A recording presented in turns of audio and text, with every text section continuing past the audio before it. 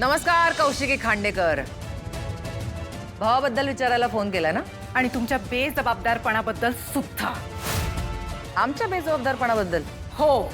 अरे कमाल करताय तुम्ही. उलट मी तर तुमच्या फोनची वाट बघते कधीपासून. किती उशीर केलात आणि उगाच सगळीकडे नेहमी उशिरा पोचतात, उशिरा ऍक्शन घेतात म्हणून पोलीस बदनाम आहेत. पण काही म्हणा, मीडियालाच आपल्या भावाबद्दल इतक्या उशिरा कळलं याचं अप्रूप वाटतंय मला. तुमच्याशी वाद घालण्याच्या मनस्थितीत मी नाहीये.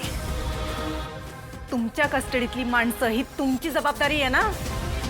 तुमच्या कस्टडीत कोणावर तरी हल्ला होतो हे चुकीचं आहे. हे कसं शक्य आहे?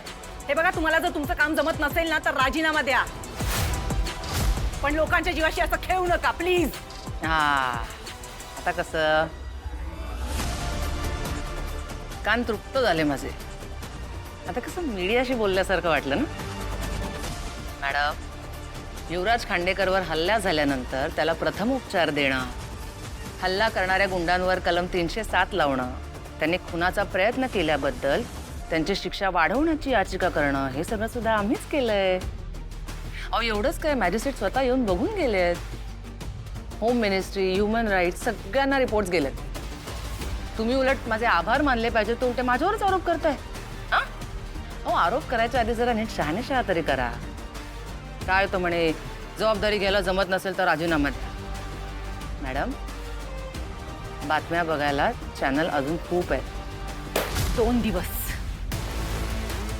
2 दिवसात मी स्वतः तुमच्या विरुद्ध कोर्टात केस अपील करणार आहे. आज जे काही घडलंय ना त्याच्यावर इन्क्वायरी होणार आहे. मी स्वतः रिक्वेस्ट करणार आहे कोर्टात. आणि जर मला कळलं की तुमचा या सगळ्याशी काहीही संबंध आहे तर तुमचं सस्पेन्शन कन्फर्म आहे. कळतंय? मला तुमच्याकडनं थँक्यूची अपेक्षा होती, बट नेव्हर माइंड. तुम्ही माझ्यावर केलेला आरोप हेच तुम्ही मला म्हटलेलं थँक्यू आहे असं समजून मी तुम्हाला यू वेलकम असं म्हणते. मी आणि माझ्या टीमने सिच्युएशन जबाबदारीनेच हँडल केली आहे आणि तुम्ही सिद्ध करू शकते.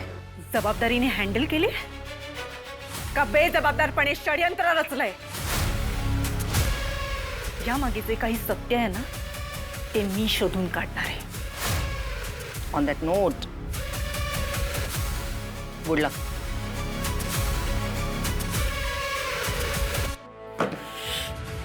कौशिकी,